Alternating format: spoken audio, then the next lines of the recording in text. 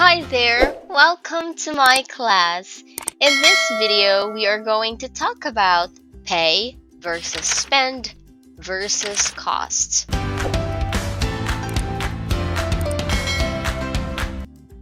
Similar to say and tell, there are small but important differences between pay, spend, and cost that can be difficult to catch. These are essential vocabulary words that all learners should master. Now, let's take a look at some of their differences. Let's start with pay. Pay is mostly used as a verb meaning to give money in return for work, goods, services, etc. The focus is on an action someone is performing. Someone pays for something. For example, please pay the cashier at the front of the store. You have to pay a late fee if you miss the deadline. I paid for my friend because she forgot her purse. Can I pay with a credit card? Buy today and you won't have to pay until next month. Neither spend nor cost can be used in these examples. Now let's talk about spend. Spend is a verb which means to use up or to give money for goods or services. This is almost the same as the definition for pay.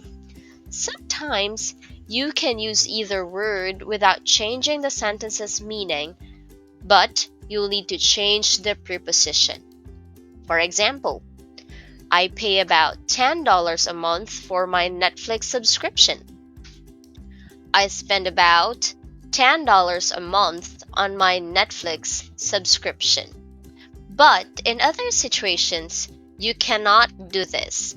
For example, you cannot say, spend the cashier or spend a late fee. So what makes spend unique?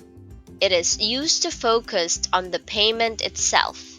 In other words, a sentence with spend is about the money being exchanged. Someone spends an amount on something. For example, they spent about $2,000 on their vacation. She spent everything in her wallet. How much did you spend? I spent $50 on this jacket and $20 on this hat. The company will spend several million dollars on research this year. Now let's talk about cost. Finally, the verb cost means to require payment before something can be received or done. So the focus of a cost sentence is on the item or service that must be paid for, not the person performing the action or the amount being paid. So it means an item or service costs something.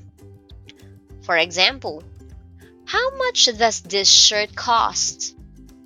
The premium version costs more than the regular one. I didn't think it would cost that much. The muffins didn't cost a lot, so I bought two. It costs too much to repair the TV, so just buy a new one. Again, the other two verbs would not work in these sentences.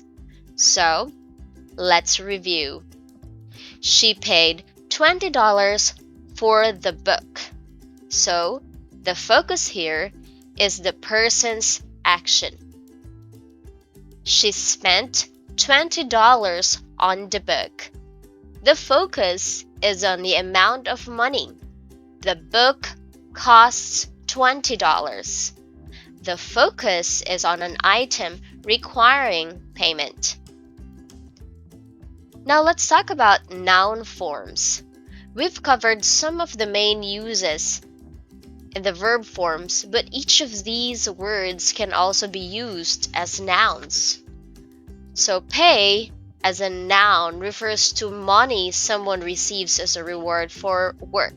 For example, my pay increased after I got promoted. The pay for these two jobs is the same. The noun form of spend isn't common in daily conversation.